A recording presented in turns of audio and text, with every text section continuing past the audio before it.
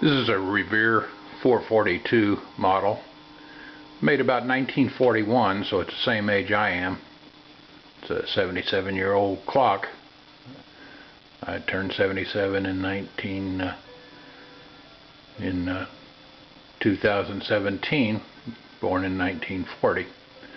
Anyway, this clock, unusual clock. Very different styling on the clock. Actually, kind of I don't know what you would call the styling on it, but I like the clock. I had to replace the rotor in it. Fortunately, I had a additional telechron rotor around. I like it about as well as this old 407 clock up here, which is another kind of a rare model.